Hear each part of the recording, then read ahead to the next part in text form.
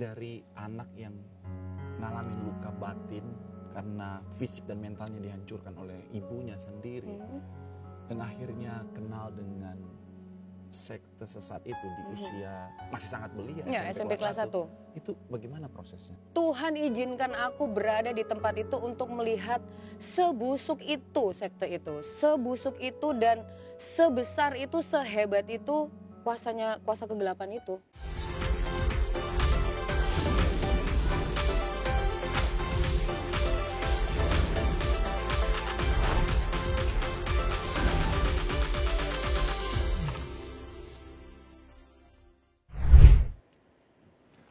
Shalom pemirsa Live Channel dimanapun berada, senang sekali saya Pendeta Marcel sekarang boleh berjumpa dengan saudara dalam acara yang luar biasa, apalagi kalau bukan Way Out. Karena kita akan percaya apapun masalah, tantangan, persoalan kehidupan setiap kita, di dalam Tuhan selalu ada jalan keluar. Haleluya. Dan hari ini tema kita sangat spesial, sangat luar biasa, yaitu bicara tentang dipulihkan dari ajaran sesat. Nah saudara, luka hati seringkali membawa manusia jatuh ke dalam pusaran dosa. Setiap detik amarah, merasuk dan menggiring jiwa pada rasa dendam. Tanpa disadari, rasa dendam membutakan mata hati seseorang menuju pada kuasa kegelapan. Hingga akhirnya dendam bukan lagi sekedar perasaan, tetapi telah menjadi jalan menuju sebuah kehancuran. Lea Tikoalu, seorang gadis yang memiliki kisah yang begitu mencengangkan. Saat di bangku sekolah, Lea terlihat pendiam, namun siapa sangka di balik keheningan itu, ia menyimpan dendam yang begitu mendalam kepada ibunya.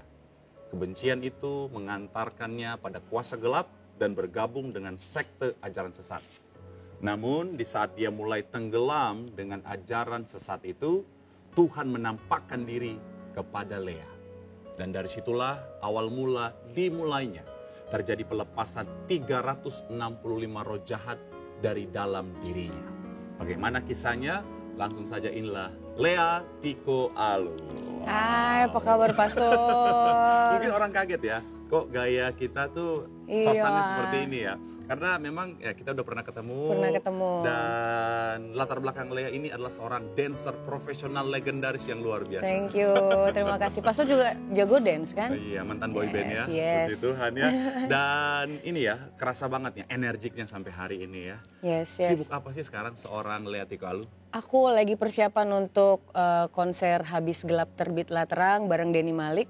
Tapi sebelum jadi seorang wanita dengan iman yang luar biasa, tadi sempat kita sudah sampaikan kepada pemirsa bahwa Lea kecil pernah ngalamin kondisi yang tidak mudah, bahkan sempat dikatakan ada luka hati. Itu seperti apa sih? Kepahitan aku sama orang tuaku, terutama sama mama aku kan.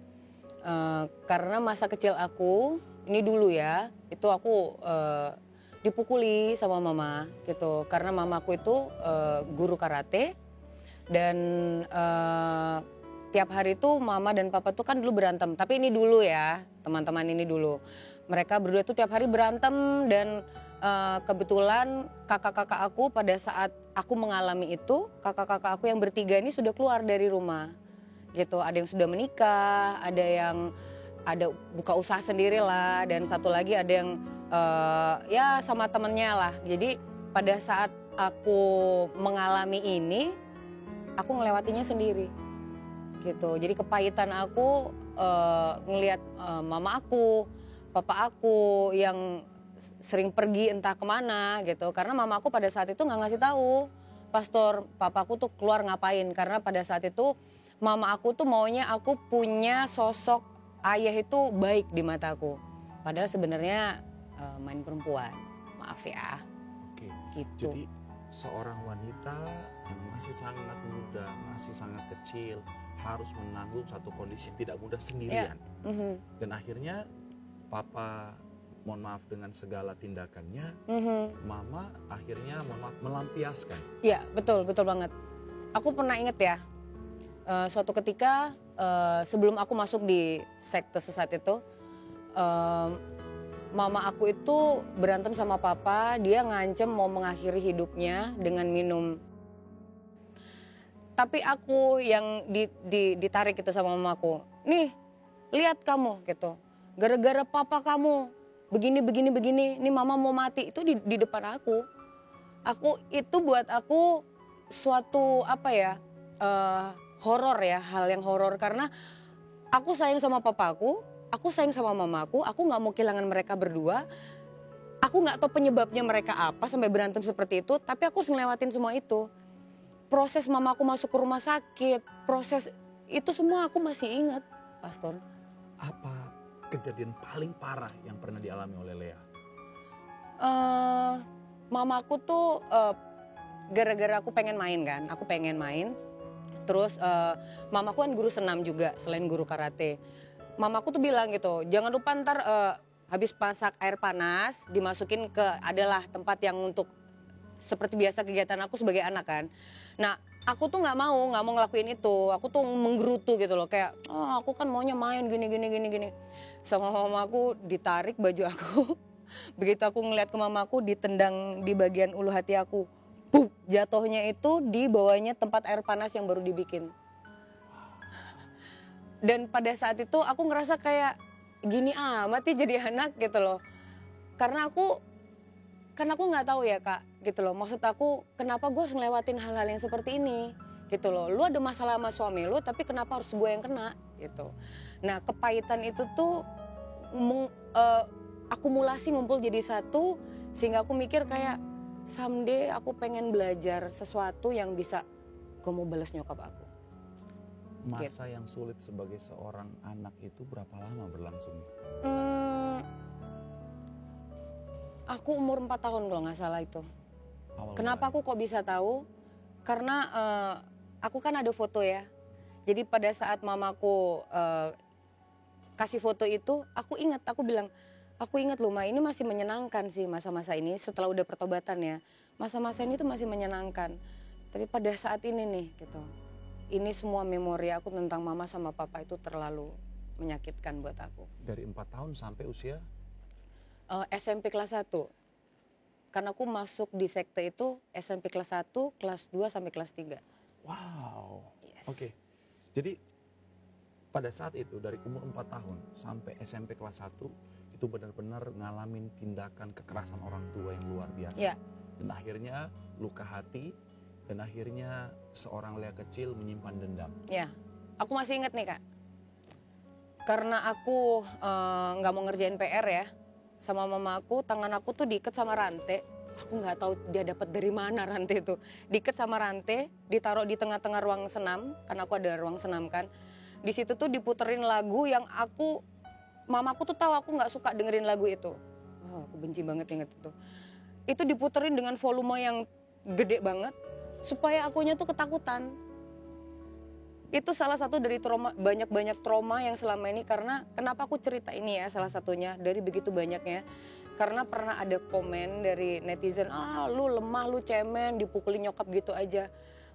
Nyiksanya tuh bukan nyiksa biasa Kak, nyiksanya bener-bener nyiksa gitu. Maksud aku bener-bener yang membuat aku kepahitan banget sama mama dan papa aku, mama ya terutama. Itu kan kalau kita lihat ya dari caranya, artinya yang dihancurkan bukan cuma fisik tapi juga mentalnya juga dihancurkan. Mental, iya. Dan apa yang diperasaan seorang? Mungkin ya, ini asumsi aku ya pada saat itu. Karena mama bisa mendapatkan power atas hidup aku. Karena aku ingat setiap kali kalau mama aku mukul aku, tuh mama aku selalu bilang ini, bilang apa? Sampai aku bilang, maafin Ma, baru dia stop. Ya namanya orang lagi dipukul gimana bisa ngomong minta maaf, kan sakit.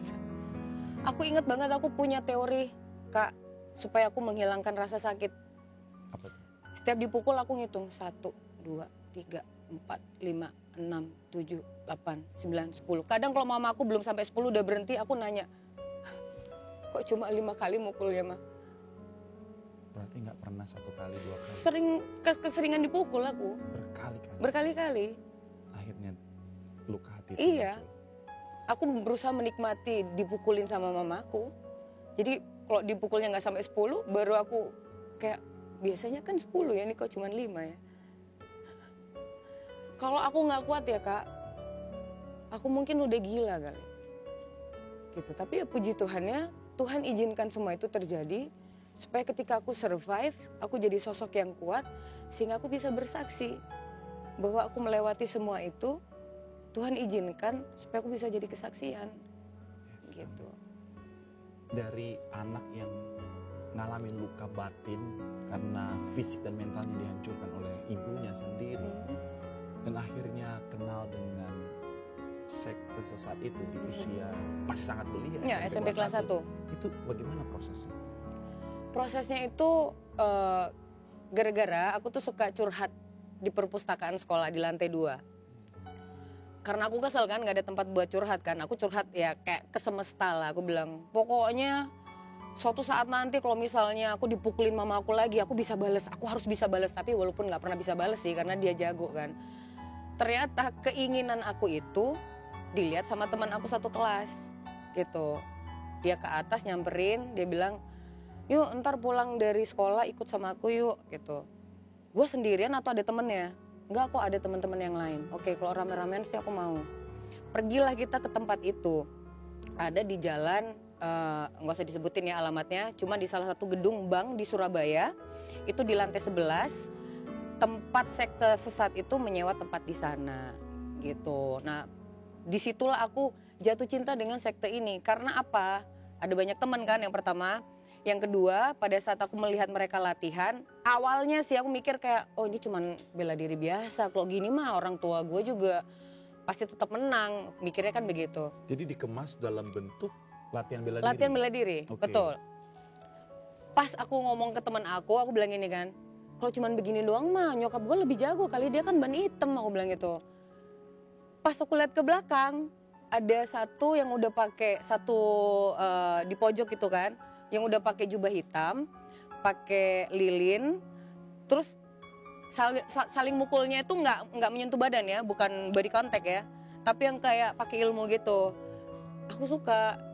Nah ini nih kayaknya kalau gue bisa sehebat itu, gue nggak bisa digebukin sama nyokap. Pikiran aku sesimpel itu awalnya aku gabung sama tempat itu. Jadi ketika masuk Gitu. ke dalam ada dua jenis Ya, latihan. ada dua yang jenis. physically, Ada yang murid, tapi ada yang sudah jago nih yang pakai jubah itu. dan mereka pakai tenaga dalam. Yes, betul. Tertariklah. Aku tertarik karena aku pikir, kalau aku bisa kayak gitu, buru-buru digebukin nyokap kan pasti kan lebih hebat lah aku dari mamaku. Artinya kan pada saat itu seorang Lea kan belum tahu bahwa ini sebuah sekte sesat. Betul, ya? betul banget. Dalam pikiran seorang Lea waktu itu mungkin ya Yes. ini bela diri. Kegiatan biasa, Oke, gitu. akhirnya gabunglah. Gabung. Ternyata sampai 3 tahun kan, gitu. Nah, proses dari tahun pertama sampai tahun ketiga itu prosesnya luar biasa. Luar biasa gimana, Le? Tuhan izinkan aku berada di tempat itu untuk melihat sebusuk itu sekte itu. Sebusuk itu dan sebesar itu, sehebat itu kuasa kegelapan itu, Pastor. Tahun keberapa ketahuan? Tahun kedua sih. Jadi Tahun awalnya kedua, masih normal. karena kan awal kan aku masih yang murid biasa kan. Sampai saat karena aku naik tingkatnya itu cepet banget. Karena aku dancer jadi ngafalin jurus-jurusnya kan gampang kan buat aku. Aku naik tingkatannya itu cepet gitu. Nah pada saat yang mau menuju ke jubah yang hitam, itu teman aku yang ngajakin aku masuk ke sana itu bilang, ini kayaknya udah saatnya deh buat kamu untuk ketemu sama Maha Guru. Maha Guru. Gitu, karena rapot aku kan bagus kan, aku yang rajin kan. Terus oke, bertemulah. Long story short, aku dan beberapa temen aku pergilah ke markasnya mereka. Nah pada saat di sana itu kelasnya udah beda, Pastor. Jadi udah yang kayak nanti ini disensor kan ya?